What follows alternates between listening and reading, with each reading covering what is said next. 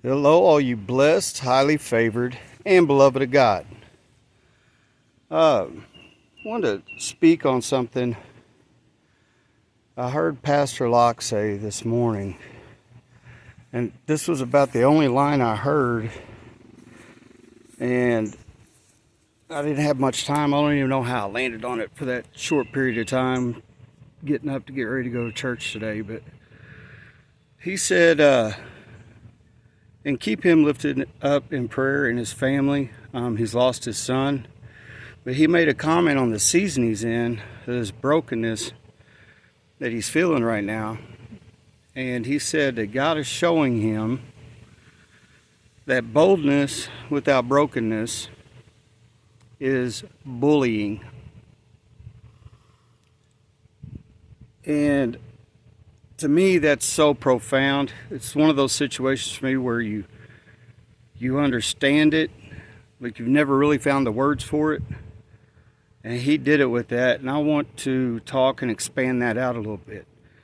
Because basically what he's saying, boldness without brokenness is bullying, is you're just very direct, even with some truth, but the truth is a big stick.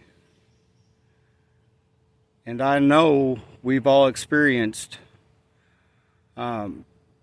people that carry a big stick like that. There's no love behind it or anything. So I would expand that out to be more godly boldness is brokenness. Well, with brokenness, that's produced a compassion for people.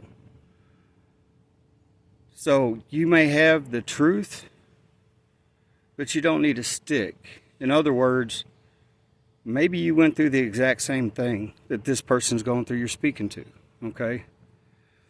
You're going to know, because based on how you feel, if you gained any empathy in it, how to deliver what may be hard to hear for them, or how to not touch on it at all. You're just going to know that situation.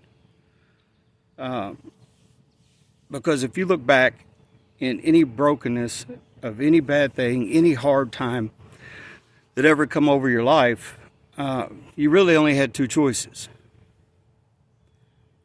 One, you could hold a grudge, get bitter, and the word tells us about the bitter roots and what it does to the heart, or you forgive, you let God work in it, and you grow from it. Those are really your only two options. You can try to straddle that fence. That's not going to work out too well either. Be like waves being tossed in the sea to and fro, right? Double-minded. So it really is only one or the other. And that was profound, with me in a way that it really is how you broke. Because that boldness you're going to have then is like, I know I have this truth, or I know what I experienced, and my goal is to help, not to beat somebody down with a stick, right? But I thought that was just a profound message this morning, just that one sentence. And I just want to share it with y'all today. I think it's even more important for leaders in any kind of a church setting at all. It's for everybody. But leaders tend to have more people that come to them, speak to them. And when God walks you through something, and you do the forgiveness, and you hand it to Him, and let Him show you the way through it, you're going to gain empathy for the situations. Even if it's not the same situation, if you've gone through enough suffering, you're still going to have enough empathy to deliver whatever the Lord gives you to say. But not can you just take that to the bank, like to say you can take that to the Bible, because just go through the first part of the Old Testament. You had Abraham, you had Joseph, you had Moses, I mean, that's 40 years in a desert right there.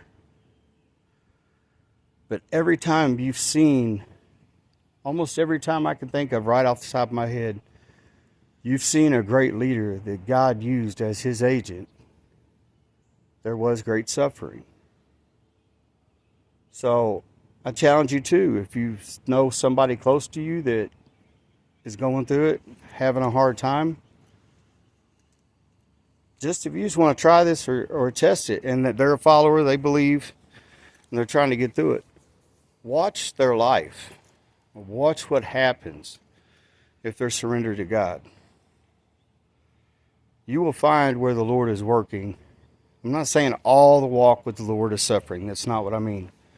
But you will definitely see where he's working or attempting to work if somebody receives by people suffering and going through things. That's the only way to grow. Blessings do not grow you the way that suffering gains you understanding and the when, why, and the how to use things, Anyway, I wanted to share that with you all. They just blessed me this morning, and I'm still thinking about it. But God bless you all. Love you. Hope you all have a blessed night.